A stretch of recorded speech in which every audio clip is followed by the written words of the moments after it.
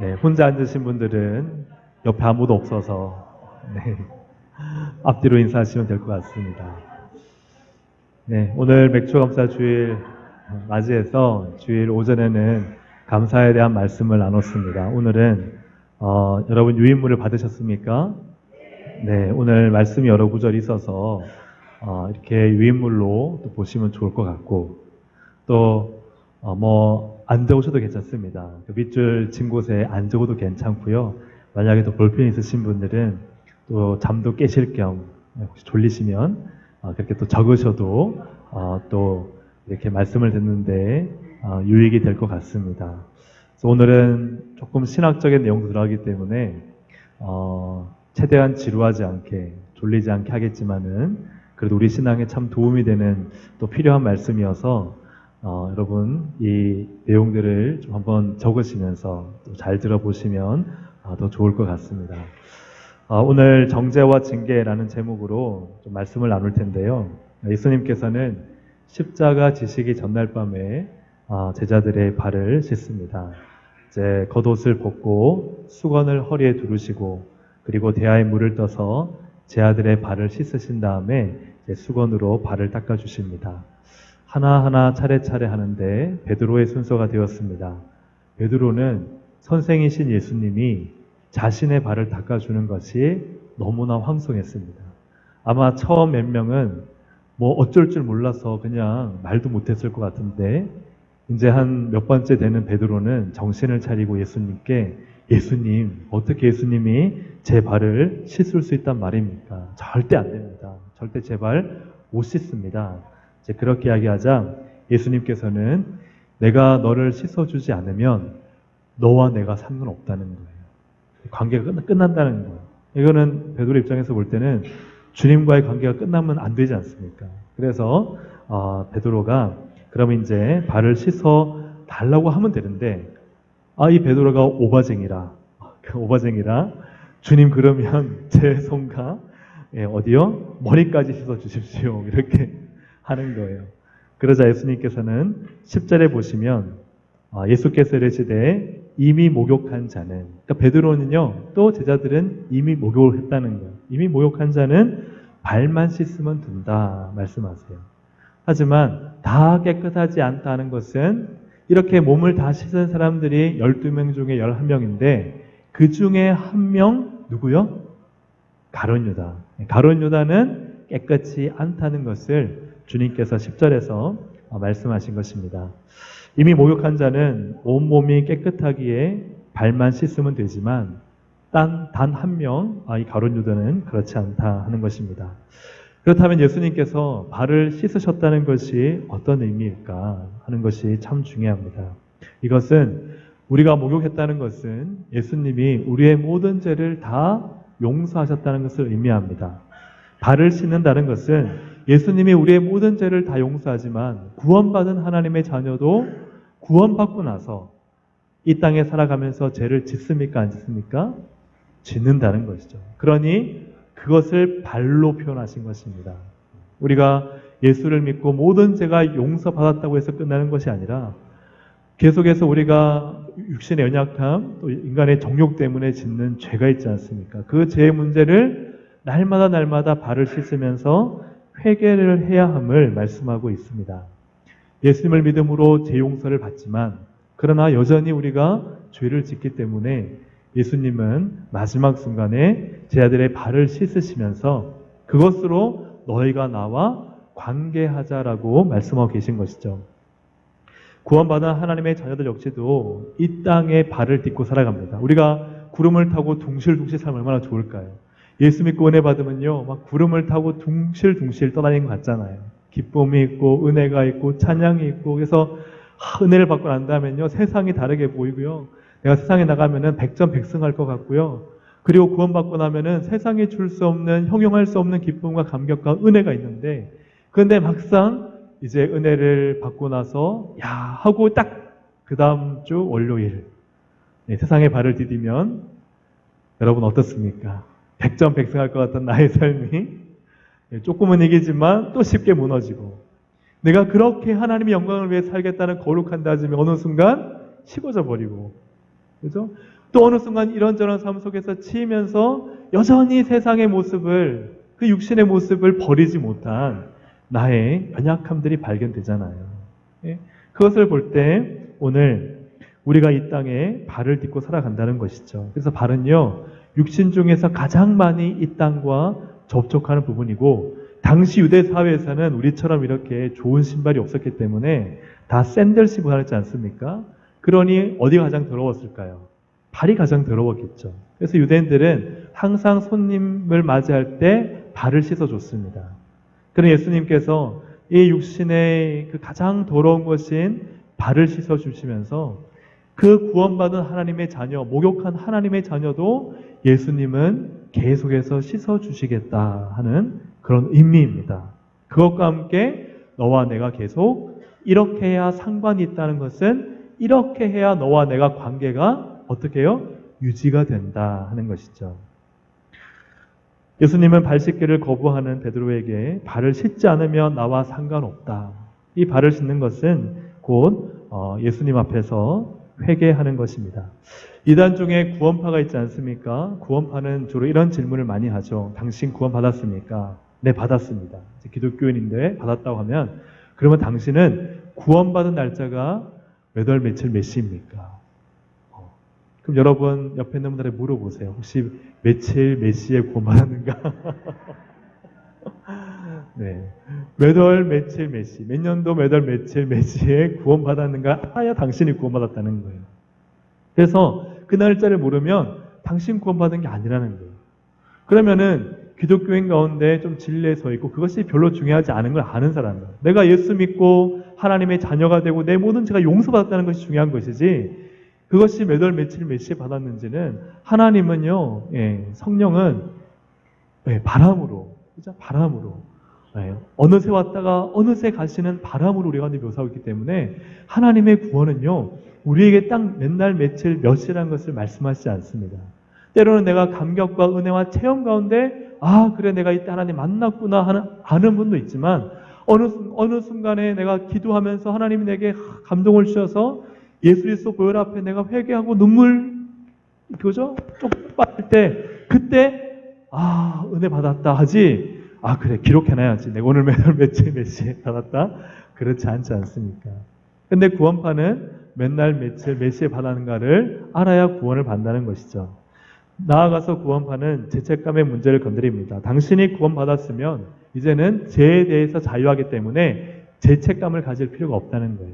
모든 죄가 다 용서받았기 때문에 당신은 회개할 필요도 없다라고 이야기를 합니다. 이것이 구원파입니다. 그래서 거듭남 제사함의 비밀이라는 큰 주제를 가지고 타이틀을 가지고 하는 그것은 다 구원파죠. 그러니 이제 구원받은 사람은 이제 다 용서받았기 때문에 자기 마음대로 살아도 된다. 이렇게 이야기를 합니다.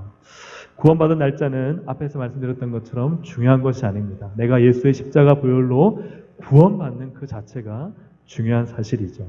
그리고 중요한 것은 또 무엇입니까? 죄책감은요, 당연하다는 거예요. 죄책감은 어떻다고요? 당연합니다.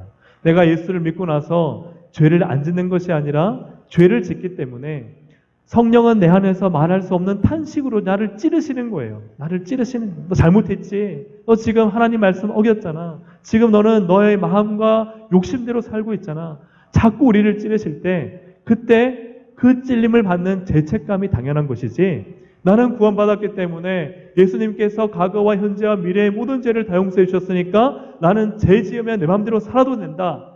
이렇게 생각하고 살아가는 삶은 성경 어디에도 없다는 것이죠. 우리가 그리스도 안에서 구원의 자유함을 누리되 그러나 여전히 우리는 죄인이기 때문에 우리가 천국 가는 데 있어서 모든 죄가 용서받은 것이지 우리가 지금 이 땅에서 짓는 죄는 예수님과 내가 매일 발 씻음을 통해서 회개함을 통해서 어떻게 해야 돼요? 해결해야 될 문제다 하는 것입니다. 그러므로 성도에게는 성령 하나님이 어떤 일을 하시느냐? 회개케 하십니다. 그래서 여러분 오늘 나눠드린 유인물의 첫 번째는 성령 하나님이 회개케 하신다.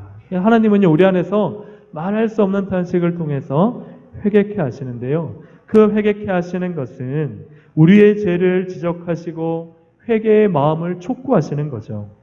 그런데 이러한 하나님의 지적은 정죄가 아니라는 거예요.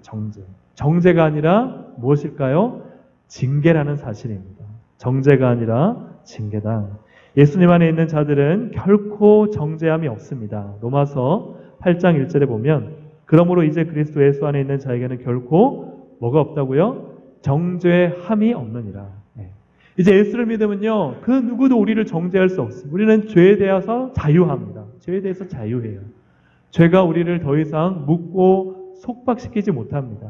우리의 구원에 있어서 죄는 결단코 단 하나도 우리를 묶거나 우리를 붙잡을 수 없습니다. 할렐루야. 우리는 예수 안에서 완전한 자유를 얻은 거예요. 완전한 자유. 오직 예수의 피가 그 모든 일을 하신 것입니다. 로마서 8장 34절에 보면은 누가 정죄하리요. 누가 정죄하리요. 죽으실 뿐 아니라 다시 살아나시는 그리스도 예수시니 그는 하나님 우편에 계신 자요 우리를 위하여 간구하시는 자신이라. 아멘. 그래서 아무도 정죄할 수 없다는 거예요. 내가 예수를 믿는 순간 나를 정죄할 그 누구도 또 그 어떤 세력도 존재하지 않습니다. 그래서 내가 내 안에서 구원의 여부를 가지고 구원의 여부를 가지고 나를 정죄하는 것은요 주님이 원하시는 게 아니에요. 내가 예수 그리스도를 믿는다면 내가 죄를 짓는다 할지라도 이미 그 죄는 용서받은 것입니다. 아멘입니까? 구원에 있어서. 하지만 내가 짓는 죄의 문제 이것을 가지고 계속 그 죄가 첩첩산중 쌓이게 되면 어떻게 됩니까? 내 안에 죄책감이 쌓이고 또 내 안에 어느 순간에는 죄를 지어도 죄가 아닌 것처럼 되고 어느 순간 영적인 감각이 마비가 되어서 점차 하나님을 떠나게 되겠죠. 그러니 우리는 날마다 하나님과의 관계를 위해서 뭘 해야 돼요? 죄를 회개하는 것입니다. 성도들을 향한 하나님의 지적은 정죄가 아닙니다. 그것은 징계하시는 거예요. 왜? 아들이 아버지로부터 징계를 받듯이 또 아버지가 그 아들을 사랑하기 때문에 그래서 징계하잖아요. 너 일로 와봐. 너 오늘 그렇게 내가 3만 원 뭐 이렇게 사라고 줬는데 너가 어디 있었어? 아, 저만 그렇습니까? 한 번도 그런 적이 없으시죠? 네. 어디 있었어? 그러면 아버지가 그 돈 3만 원이 아까워서 그런 게 아니라 뭐 때문에 그러시는 거예요? 너가 정직하게 그 돈을 쓰기를 바라는 아버지의 마음에서 그 죄를 드러내시는 거죠. 그것이 바로 하나님 아버지의 징계다 하는 것입니다. 물론 저도 3만 원 가지고 한 적은 없습니다. 네. 성도를 향한 하나님의 사랑은 바로 이처럼 징계고 이것은 우리의 죄의 문제, 하나님과의 관계 속에서 우리의 죄의 문제를 처리하는 그래서 우리와 사랑의 관계, 능력의 관계를 맺기 원하시는 하나님의 마음이라는 사실이에요. 자가용 비행기를 상속받은 어느 부유한 남자가 있었습니다. 아버지가 몰던 자가용 비행기를 받아서 이 남자가 이제 나도 한번 비행기를 몰아봐야 되겠다 하는 생각에 또 아버지가 그동안 하는 것을 많이 봤으니까 서점에서 비행기 조종하기 교본을 사갖고 왔습니다. 남자는 책을 펴들고 항공기 조종석에 앉아서 그동안 아버지가 한 거 봤으니 조정을 하기 시작했습니다. 엔진에 시동을 걸고 또 기어를 넣고 열심히 달리다가 조종관을 앞으로 당기니 비행기가 떠오르는 거예요. 이륙에 성공한 겁니다. 그래서 이 남자가 이야 역시 내가 이 책 한 권으로 내가 이렇게 하늘을 알다니. 그래서 하늘을 알면서 저 창공에 있는 수많은 멋진 광경과 저 밑에 있는 아름다운 풍경을 다 보면서 너무 뿌듯하고 즐거웠어요. 그래 이제 내려가야 되겠다 하고 이제 착륙해야 될 순간이 되었습니다. 그리고 다시 이제 착륙하기 위해서 그 책을 펴들었는데 그 책을 펴들고 있다가 그만 기절하고 말았어요. 왜냐하면 그 책의 끝부분에 착륙편은 다음 책에 계속 이렇게 적혀있어요. 우리가 하나님의 자녀로서 구원을 받았습니다. 마치 이륙을 하듯이 정말 창공에 날개짓을 하는데 그러나 착륙하는 법을 알지 못한다면 그죠? 내가 하나님과 계속적으로 관계 맺는 법을 알지 못한다면 그 구원은 어떻게 본다면 반쪽짜리 구원이라는 거예요. 사랑하는 여러분, 우리가 예수 그리스도 안에서 매일매일 발을 씻듯 회개를 해야 합니다. 날마다 회개하며 하나님께 가까이 붙어 있지 않으면 어느새 마귀가 우리를 먹잇감으로, 놀이개감으로 삼아버리고 만나는 사실이에요. 오늘 우리의 삶 속에서 어떤 죄를 지었습니까? 나를 돌아보고 말씀에 비춰봐 내가 하나님의 뜻대로 살지 못한 것들을 생각해보고 그것을 주님 앞에 진실되게 회개하면 주님은 나와 가까이 하시는 줄로 믿습니다. 두 번째로 오늘 본문에서 볼 때 베드로와 가룟 유다는 대비되고 있습니다. 베드로는요 한사코 안 씻겠다고 하는데 예수님은 끝까지 씻어주시죠. 나중에 보면은 베드로가 3번이나 부인하고 예수님을 저주해도요 예수님은 베드로를 찾아가십니다. 그리고 베드로가 예수님 만난 후에도 우리는 물고기나 낚으러 가자 하고 다시 갈릴리 어부로 돌아가는데 예수님은 다시 베드로를 찾아갔습니다. 그것도 맛있는 생선을 굽고 또 이렇게 여러 가지를 준비해서 베드로를 부르시죠. 물론 제 아들도 함께 있습니다.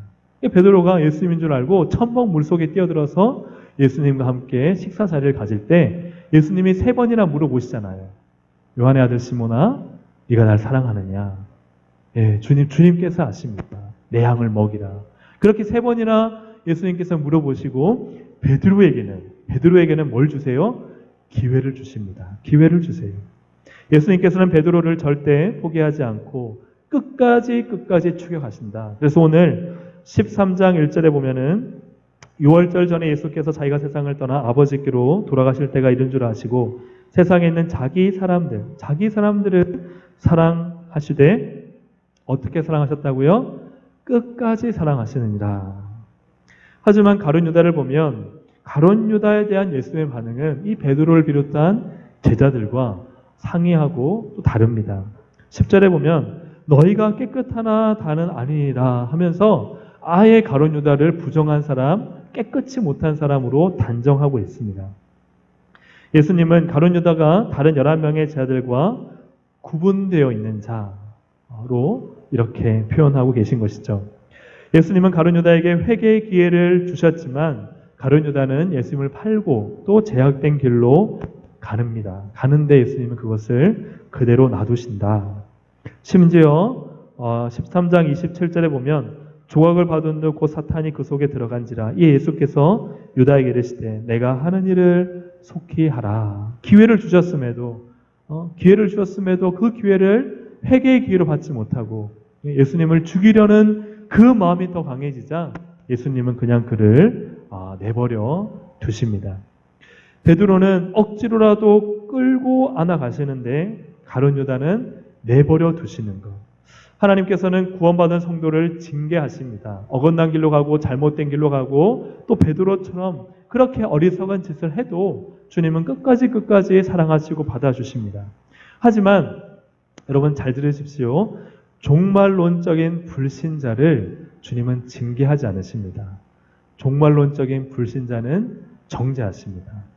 이 종말론적인 불신자는 뭐냐면요. 종말론적이다 하는 것은 현재가 아니라는 거예요. 비록 현재는 불신자이지만 믿을 가능성이 있지 않습니까? 예수께 나올 가능성이 있지만 종말론적인 불신자는 그가 죽었을 때까지 불신자인, 그가 죽을 때까지 그렇게 예수 믿지 않는 그러한 사람을 제가 종말론적인 불신자다 이렇게 표현을 했습니다. 그렇게 예수 그리스도를 믿지 않는 사람에 대해서 주님은 그를 끝까지 하지 않으시고 그 종말론적인 불신자는 내버려 두신다 하는 것이죠. 이런 가룟 유다를 향한 예수님의 정죄는 마태복음 26장 24절에 보면 인자는 자기에 대하여 기록된 대로 가거니와 인자를 파는 그 사람, 가룟 유다죠. 그에게는 화가 있으리로다. 그 사람은 차라리 어떻게 해요? 태어나지 않았더라면 제게 좋을 뻔하였느니라. 그 사람은 태어나지 않았으면 좋을 뻔한 길로 계속 가는 거예요. 그러니까 사망과 멸망과 죽음의 길로 가는 거예요.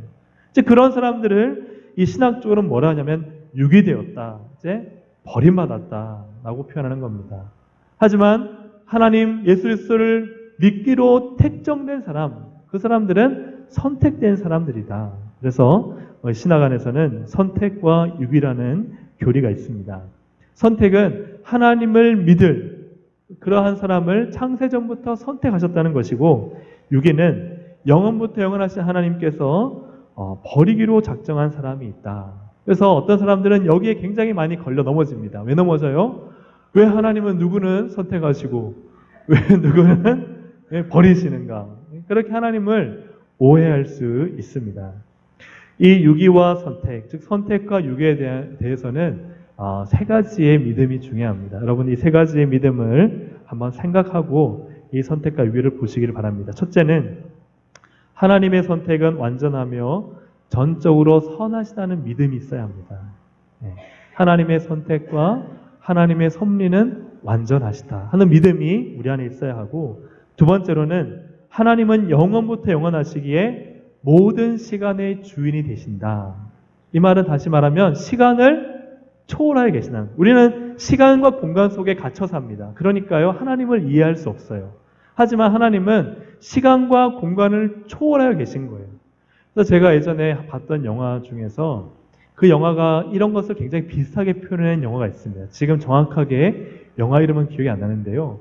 주인공이 이 우주의 어떤 한 차원으로 들어가는데 그 차원 안에는 과거, 현재, 미래가 한 통 속에 다 있는 거예요. 한 통 속에. 그래서 과거에 아주 옛날부터 해서 쭉 모든 것이 그냥 그 도서관의 책꽂이처럼 이렇게 다 쌓여져 있는 거예요. 그걸 보면서 하나님의 시간이 이와 같다. 우리는 지금 현재밖에 살 수 없습니다. 우리는 과거를 다시 살 수도 없고 미래를 지금은 살 수 없습니다. 그렇죠? 언젠가는 미래를 살겠죠. 하지만 하나님의 시간은 영원부터 영원하신 하나님의 시간은 과거와 현재와 미래를 초월하여 계시기 때문에 그래서 하나님을 우리는 전지하신 하나님이다. 모든 것을 다 아시는 하나님이다. 우리 이렇게 표현합니다.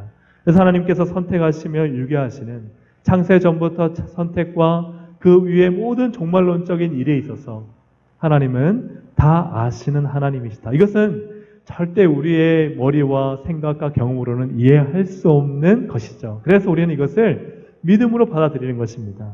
마지막 세 번째로는 하나님은 모든 사람이 구원받기를 바라지만 결국 예수 믿지 않는 사람에 대한 책임은 믿지 않는 사람에 대한 그 형벌과 심판의 책임은 누구에게 있다? 자신에게 있다는 거예요. 그의 완고함과 그의 죄악됨이 그 예수 그리스도의 십자가 복음을 계속 거부해온 것입니다. 하지만 하나님은 그 모든 시간 속에서 그것을 아신다. 어느 정도 이해가 되실지 모르겠습니다. 이해가 다 되시죠? 그죠? 그래서 이 세 가지의 믿음을 가지고 선택과 유기를 이해한다면 선택받은 하나님의 자녀에게는 이것은 은혜입니다. 은혜. 하지만 우리는 누가 유기되었는지 몰라요. 혹시 옆에 있는 분들 유기된 분 계신가요? 없으시죠? 우리는 모릅니다. 세상에 나가서도 저 사람이 선택받은 사람인지 유기된 사람인지 우리는 알아요? 몰라요? 우리는 몰라요. 단지 우리에게 주신 명령은 모든 족속으로 어떻게 하라고요? 제자를 삼아. 그죠? 그래서 모든 사람으로 우리는 복음을 전하는 사명을 갖고 있는 것이지 그 선택과 유기에 대해서는 우리는 그냥 신학적으로 이런 부분이 있다 하는 것을 받아들이는 것이죠. 그리고 이런 말씀을 드리냐면은 선택과 유기에 대한 참 많은 오해와 또 이것으로 인해서 하나님을 오해하는 부분이 많기 때문에 이 말씀을 함께 나눕니다. 어쨌든 앞에서 표현했던 종말론적인 불신자들은 계속해서 사망의 길을 걸어갑니다. 하나님의 음성을 듣지 않을 뿐더러 강팍한 마음을 갖고 있습니다. 로마서 1장 24절에 보면은 마음의 정욕대로 더러움에 내버려 두셨다. 내버려 두셨다라고 표현을 합니다. 그래서 이들에게 있는 것은 정죄입니까? 징계입니까? 네? 네, 정죄입니다. 네, 하나님께서 어떻게 보면 유기한 자들에 대한 그것은 정죄입니다. 하지만 예수 안에서 구원한 하나님의 자녀들에게는 정죄입니까? 징계입니까? 징계라는 사실이죠. 그래서 히브리서 12장 7절 8절을 보시면 너희가 참음은 무엇을 받기 위함이라? 징계를 받기 위함이라. 하나님이 아들과 같이 너희를 대우하시나니 어찌 아버지가 징계하지 않은 아들이 있으리요? 네, 징계는 몇 사람만 받나요?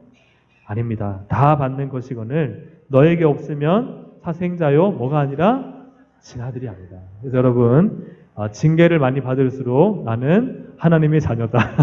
네. 그죠? 네. 하나님이 나를 사랑하시기 때문에 내가 잘못된 길로 갈 때 하나님은 나를 징계하시는 거예요.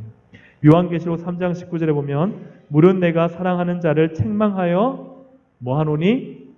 징계하노니 그러므로 내가 열심을 내라 회개하라. 그래서 말씀을 들으면서요, 그 말씀이 찔림이 되면요, 아유, 목사님은 왜 나한테 꼭 나의 눈을 보고 그렇게 말씀하실까? 이렇게 생각하시면 안 돼요. 그건 하나님이 사랑하시기 때문에, 그날 그 목사님의 설교를 통해서 내게 찔림을 주시고 한편으로 내게 징계를 하시는 거예요. 아멘입니까? 그래서 하나님이 내 신앙의 이런 부분들을 회복시키기 원하는구나 하고 하나님의 자녀인 나를 징계하시는 것으로, 내가 인생 가운데 고난당할 때 하나님의 뜻과 다르게 고난의 길을 걸어갈 때가 있습니다. 그럴 때 하나님의 뜻과 다른 가운데 오는 고난이 오면 그때는 우리는 어떤 생각을 해야 돼요? 하나님 앞에 내가 지금 잘못된 길을 가고 있구나. 내가 하나님의 자녀로서 살지 않기 때문에 내게 뭘 주신다? 징계를 주신다. 하나님 버린 게 아니에요. 하나님이 버린 게 아니라 하나님이 나를 사랑하시기 때문에 때로는 이런 여러 가지 모습으로 징계를 주셔서 바르게 살게 하시는 거예요. 하지만 그 고난이 꼭 징계만은 아닙니다. 그 고난을 잘 분별해야 되는 것은 그 고난은요, 훈련이기도 합니다. 한편으로 어떤 분한테는 나는 하나님 뜻대로 잘 사는데 고난이 올 수 있어요. 뭔가 잘 안 될 수 있어요. 왜 그럴까요? 그 고난을 통해서 하나님은 더 하나님의 사람으로 훈련시키시고 성품을 갖추게 하셔서 하나님의 큰 일꾼 삼으시기 위한 그런 과정인 거예요. 그래서 이 고난에는 양면성이 있습니다. 하나님의 징계이면서 동시에 우리의 훈련장이기도 한 것이죠. 아멘입니까? 그래서 우리가 이렇게 징계를 볼 때 이거 내가 하나님의 자녀라는, 빨리 하나님께 돌아가야 되겠다, 이 마음을 가져야 하는 것입니다. 유명한 부흥사 무디 아시죠? 무디에게 한 여성도가 찾아왔습니다. 목사님, 제가 아무리 죄를 범해도 하나님은 저를 내버려 두고 계십니다. 하나님은 안 계신 것이 분명합니다. 그러자 무디가 지그시 부인을 바라보며 말하기를, 부인은 지금 스스로 그리스도인이 아니란 것을 증명하고 있습니다. 그러자 부인이 화들짝 놀라서 물었습니다. 아니 목사님, 왜요? 저는 하나님의 자녀 그리스도인 맞지 않습니까? 제가 얼마나 교회를 많이 다녔는데요. 그러자 무디가 말하기를, 부인이 그리스도인이라면 하나님께서 부인을 가만히 놔두지 않으셨을 것입니다. 일단 우리 표현을 하면은 이놈의 이렇게 다리 몽둥이라도 분질러서 이렇게 하겠다. 하나님이 아버지라면 우리가 잘못된 길을 갈 때 우리를 바른 길로 인도하시기 위해서, 그죠? 징계하신다는 거예요. 징계하신다. 그래서 징계는 하나님의 사인이 되는 것입니다. 성령이 우리 안에서 징계하실 때, 또 우리의 삶 속에서 뭔가 징계의 사인이 주어질 때 우리가 해야 될 것은 무엇입니까? 회개하는 것이다. 예레미야 5장 25절에 보면 너희 허물이 이러한 일들을 물리쳤고 너희 무엇일까요? 너희 죄가 너희로부터 좋은 것을 막았느니라. 여러분, 하나님께서 좋은 것을 주시는데요, 나는 받고 싶지만 그것을 받지 못하는 게 있다는 거예요. 받지 못하게 하는. 그게 뭐냐면요, 허물과 죄라는 거예요. 죄가 있어서 계속 그 은혜와 그 복을 받으려고 하면요, 이게 받을 듯한데 못 받고, 주어질 듯한데 안 주어지는 거예요. 왜요? 내 안에 허물과 죄가 있기 때문에. 사랑하는 여러분, 우리가 예수 그리스도께서 내 발을 씻으사 깨끗게 하시는 그 은혜를 우리가 날마다 입고 살아가고 주님 앞에 정결되게 살아갈 때 하나님은 우리에게 은혜와 복을 주시는 줄로 믿습니다. 그렇다고 아니고요. 그렇다면 회개하고 발을 씻을 때 어떤 일이 일어나는가 하는 것을 마지막으로 좀 나누고자 합니다. 예수님께서는 자신이 발을 씻기신 이유를 14절과 15절에서 말씀하는데요. 같이 한번 읽어보겠습니다. 14절, 15절 시작. 내가 주와 또는 선생이 되어 너희 발을 씻었으니 너희도 서로 발을 씻어주는 것이 옳으니라. 내가 너희에게 행한 것 같이 너희도 행하게 하려 하여 본을 보였노라. 아멘. 예수님은 우리가 보통 세족식을 생각하면 허리를 굽히시기 때문에 겸손과 섬김이라고 많이 생각합니다. 하지만 지금 예수님께서는 씻음의 문제, 시스템의 문제를 가지고 얘기하시기 때문에 이 본을 보이는 것은 제 아들로 하여금 허리를 굽혀서 섬기라는 의미보다는, 물론 그런 의미가 없는 것은 아닙니다. 선생이 되어서 섬기셨기 때문에 당연히 그런 의미가 있지만 또 한편의 의미는 시스템의 의미가 있는 것이죠.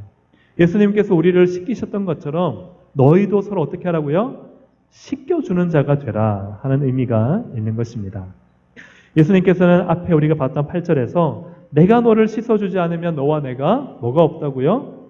상관이 없다. 관계가 없다. 이 말씀을 통해서 예수님이 우리의 발을 씻어주는 이 정결 예식을 통해 예수님과 우리의 관계가 회복되고 하나가 될 뿐만 아니라 우리가 서로 간의 발을 씻어줌을 통해서 우리 교회 공동체가 서로 하나가 되고 회복이 난다는 사실입니다. 할렐루야. 아멘. 자, 옆에 있는 분한테 한번 인사하시겠습니다. 제가 앞으로 발을 좀 씻겨드리겠습니다. 네. 다음 주에는 대야를 하나씩 가져오셔서 화장실에 한번 끌고 가셔서 한번 씻겨주시면 좋겠습니다. 발을 씻겨준다는 게 어떤 의미일까요? 예수님은요, 베드로의 발, 모든 자들의 발을 씻겨주신 다음에 내가 이제 이렇게 선생이 되어서 허리를 숙여 본을 보였으니 단지 섬기는 것만이 이 중요한 의미가 아니라 여기서 정말 중요한 의미는요, 너희도 서로 씻겨주라는 거예요. 씻겨주라. 예수님께서 우리의 발을 씻어주심으로 깨끗게 하심으로 우리와 관계를 맺으신 것처럼 우리도 서로 씻어줌으로써 교회 공동체 관계를 맺을 수 있다는 사실입니다. 그 씻어준다는 것이 어떤 의미인가? 그것은 바로 용서하라는 의미입니다. 한번 따라 하실까요? 용서하라. 용서하라는 거죠. 용서의 의미는 무엇입니까?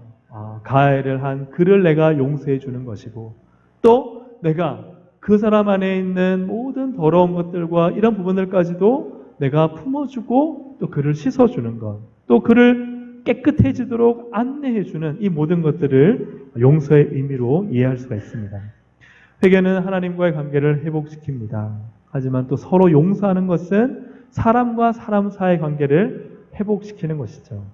예를 들어서 어떤 권사님과 집사님이 서로 마음이 불편해요. 그런데 한 분이 찾아가서 권사님 혹시 뭐 때문에 그렇게 마음이 불편하시냐? 권사님이 말하는 거예요. 아유, 집사님, 사실은 내가 그때 집사님이 한 말 때문에 내가 마음이 상했다. 그래서 사실은 교회도 옮길까 고민하고 있다. 이렇게 말하니까 이 집사님이 마음이 너무 아파가지고 권사님 미안하다고, 나를 용서해달라고, 내가 그런 의미로 한 말이 아닌데 참 권사님 미안하다. 그러면 이 권사님 마음이 여전히 이렇게 꽁해가지고 막 미워하고 싫고 교회를 옮기려 할까요? 아니면 마음이 사르르 녹아져가지고 아니라고, 나도 생각해 보니까 나도 실수한 것 같다. 그래, 집사님이 그렇게 얘기해 주니까 내가 마음이 눈 녹듯이 녹는다. 우리 집사님 잘 지내자. 이렇게 될까요? 뒤에 부분이겠죠, 그죠? 네, 사랑하는 여러분, 이것이 바로 용서라는 사실이에요. 우리가 서로를 깨끗하게 씻어줌을 통해서 우리의 관계가 회복되어지고 서로 주 안에서 아름다운 교회 공동체를 이룰 수 있다는 사실입니다. 그래서 호세아 6장 1절에 보면 하나님과 우리와의 관계를 어떻게 해결해야 될 것인가? 6장 1절 함께 읽습니다. 시작. 오라 우리가 여호와께로 돌아가자. 여호와께서 우리를 찢으셨으나 도로 낫게 하실 것이요 우리를 치셨으나 싸매어 주실 것임이라. 아멘. 돌아가라 하는 것이죠. 우리가 하나님께 돌아가는 것입니다. 그것이 회개하는 것입니다. 예수님께서 내 발을 씻어주시도록 예수 그리스도의 십자가 보혈 앞에 엎드려 주님, 제가 오늘 미워했습니다. 주님, 제가 오늘 제 욕심대로 살았습니다. 하는 것을 회개하라는 거예요. 그럴 때 주님이 나와 관계하시는 것입니다. 그리고 에베소서 4장 32절에 보면 서로 함께 읽어볼까요? 시작. 서로 친절하게 하며 불쌍히 여기며 서로 용서하기를 하나님이 그리스도 안에서 너희를 용서하심과 같이 하라. 서로 용서하라는 거예요. 서로 용서하라. 서로 용서. 사랑하는 여러분, 우리 교회 공동체가 서로 용서하는 공동체 되기를 원합니다. 서로 용서할 일을 안 만들면 좋죠. 하지만 우리가 다 부족하지 않습니까? 다 말에 실수가 많지 않습니까? 저는 그냥 본 건데 어떤 분은 왜 목사님이 나를 째려봐 하고 마음 상해가지고 그 다음 주에 안 나오면요, 제가 어떻게 눈을 들고 다니겠습니까? 선글라스 하나 이렇게 끼고 다녀야 할 것 같은데. 그렇죠. 우리가 참 말이나 표정이나 행동에 실수가 많은 사람들입니다. 그러니까 우리가 서로 용서해야죠. 그래서 용서하는 공동체가 될 때 그때 하나님이 그 안에 거하시고 우리가 서로 아름다운 믿음을 세워갈 수 있는 것 아니겠습니까? 뉴욕의 아주 명시장이었던 가르디아가 그전에는 즉결 심판, 딱 가져오면 바로 심판해주는 즉결 심판의 판사로 일할 때였습니다. 어느 추운 겨울날 경찰이 추위에 바들바들 떨고 있는 한 노인을 데려왔습니다. 노인은 너무 배가 고팠고 가족들도 먹을 것이 없어서 이 노인은 빵을 훔치다가 그만 붙잡혀가지고 이 즉결 심판장에 온 것입니다. 이러한 모든 상황을 본 가르디아는 이제 판결을 내립니다. 처분을 내리겠습니다. 법은 평등하기에 당신에게 10달러의 벌금형을 내립니다. 하지만 빵 한 조각 사 먹을 수 없는 그 노인이 돈이 있었을까요? 없었겠죠. 그렇게 판결을 내린 그 판사, 그 시장은 자기 주머니에서 10달러를 꺼냅니다. 여기 10달러 있습니다. 재판은 끝났습니다.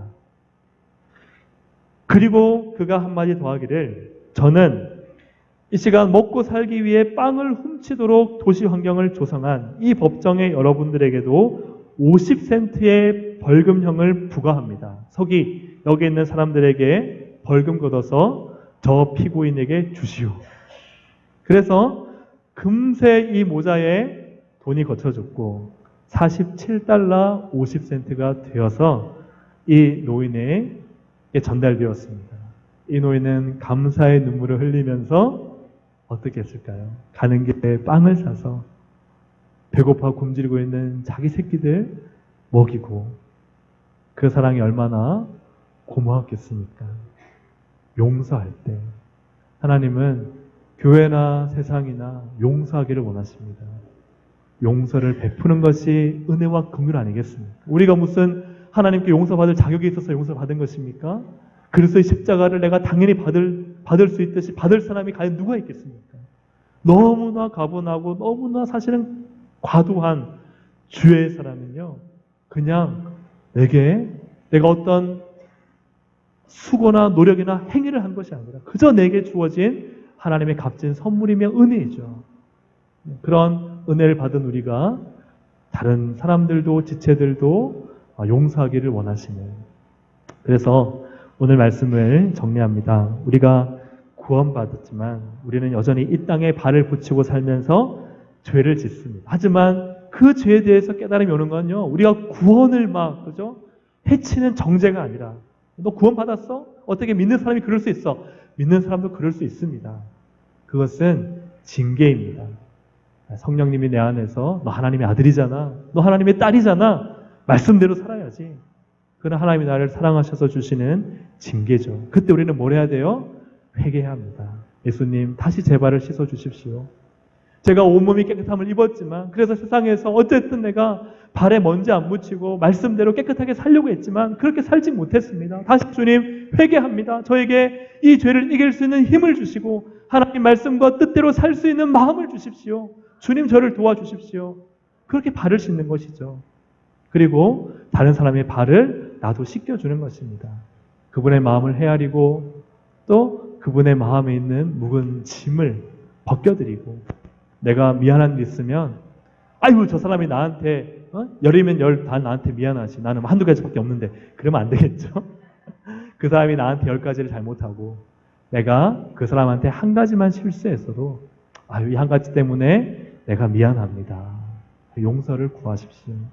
그러면 하나님이 그 관계를 회복시키실 줄로 믿습니다. 그렇게 용서가 우리 가운데 있을 때 우리 교회 공동체도 가정 공동체도 우리의 삶의 터전도 더 아름다워질 줄 믿습니다.